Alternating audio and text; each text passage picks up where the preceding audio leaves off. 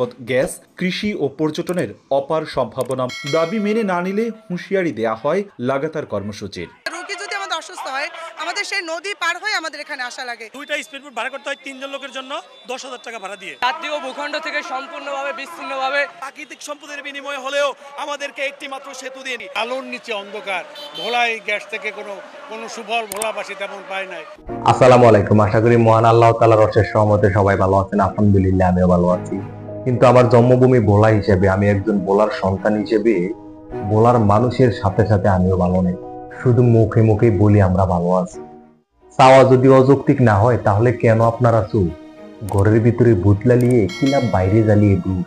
বর্তমানে বাংলাদেশের রাষ্ট্রনায়কের প্রতি, অতীতে যারা ভোলা জেলায় এমপি মন্ত্রী ছিলেন তাদের প্রতি, ভোলা জেলার গণ্যমান্য ব্যক্তিবর্গের প্রতি আমার প্রশ্ন হলো, এই যে দীর্ঘদিন যাবৎ ভোলা বরিশাল সেতুর দাবিতে ভোলা জেলার প্রায় 22 লক্ষ মানুষ মানববন্ধন করতেছে, আন্দোলন সংগ্রাম করতেছে, মিছিল মিটিং করতেছে, আসলে এটা কি তাদের অযৌক্তিক কোনো চাওয়া? এটা কি তাদের অযৌক্তিক কোনো দাবি দাবা? বিশেষ করে অতীতে যারা ভোলা জেলার মাথা ছিলেন, বর্তমানে যারা ভোলা জেলার মাথা আছেন, ভবিষ্যতে যারা ভোলাকে পরিচালনা করবেন, তাদের সকলের কাছে আমার প্রশ্ন, যদি অযৌক্তিক কোনো চাওয়া পাওয়া না হয়, যদি অযৌক্তিক কোনো দাবি দাবা না হয়, তাহলে কেন আপনারা তাদের কথার কোনো কর্ণপাত করেন না? আপনারা কি দেখেন না তাদের দুঃখ দুর্দশাগুলো? আপনাদের চোখে কি পড়ে না তাদের যাতায়াতের কোনো চিত্রগুলো? যদি পড়তো তাহলে আপনারা চুপ করে বসে থাকতে পারতেন না। যদি আপনাদের চোখে পড়তো তাহলে আপনারা নিউট্রাল হয়ে তাদের আন্দোলন সংগ্রাম, তাদের দাবি দাবাগুলো দেখেও চুপ করে বসে থাকতে পারতেন না। ভোলা জেলায় নাই কোনো উন্নত চিকিৎসার ব্যবস্থা, ভোলা জেলায় নাই উন্নত কর্মসংস্থানের ব্যবস্থা। আবার বাংলাদেশের ভিতরে একমাত্র জেলা ভোলা জেলা যেখানে নদীপথের বাইরে সড়ক পথে যাতায়াতের কোনো ব্যবস্থা নাই। এখন একটু চিন্তা করে দেখুন, নিজের বিবেকের নিজে একবার প্রশ্ন করে দেখুন, এটা কি ভোলা জেলার 22 লক্ষ মানুষের জন্য দুঃখজনক কোনো বিষয় নয়? ভোলাবাসীরা কি মানুষ নয়?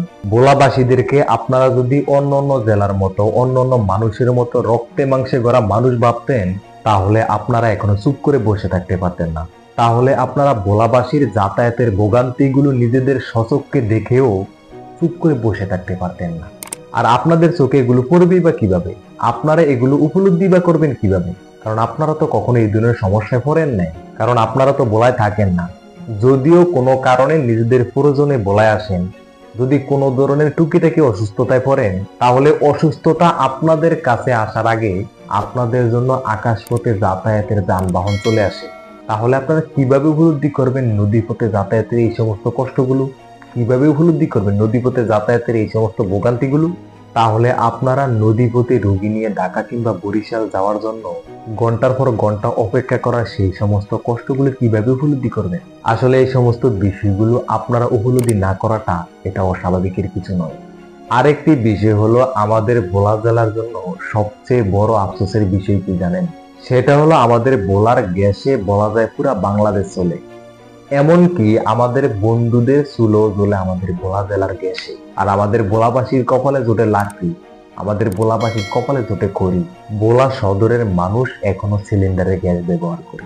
আর আমরা যারা সর্বশন মন করে আছি তাদের কথা আর কি বলবো, তাদের কথা বাদই দিলাম।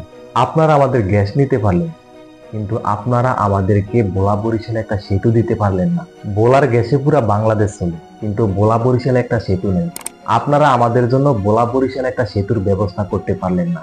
ভোলাবাসীর নদীপথে যাতায়াতের ভোগান্তিগুলো নিজেদের স্বচক্ষে দেখেও আপনারা প্রায় 17 বছর ভোলায় রাজত্ব করে গেলেন, তবুও ভোলার মানুষের জন্য ভোলা বরিশালে একটা সেতুর ব্যবস্থা আপনারা করতে পারলেন না। ভোলার মানুষ কি জাতীয় খেতাব দিয়ে পানি খাবে যদি তাদের জীবনের নিশ্চয়তাই না থাকে? যদি তাদের আসল সমস্যাগুলি আপনাদের চোখে না পড়ে, যদি তাদের আসল সমস্যাগুলি আপনারা সমাধান করতে না পারেন?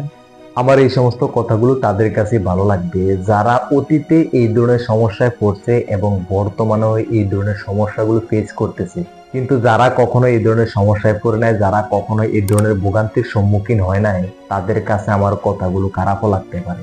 এই সমস্ত কথাগুলো বলার কারণে তাদের কাছে আমি শত্রু হয়ে যেতে পারি। I don't care. সবসময় সত্য বলে এসেছি, সামনের দিকে সত্য বলেই যাব। তাই সর্বশেষ আমি হাত জোর করে বলবো, আপনারা আর চুপ করে থাকেন না। আপনারা চাইলেই সম্ভব। ভোলা জেলার প্রায় 22 লক্ষ অবহেলিত খেটে খাওয়া নিম্নবিত্ত মধ্যবিত্ত মানুষগুলোর কথা ভেবে অন্তত ভোলাবাসীর এই চাওয়াটা আপনারা আর অপূর্ণ রাখেন না। আপনারা যদি ভোলাবাসীর এই একটা চাওয়া পূরণ করতে পারেন, তারপরে আর কোনো চাওয়া পাওয়া থাকবে না ভোলাবাসীর আপনাদের কাছে।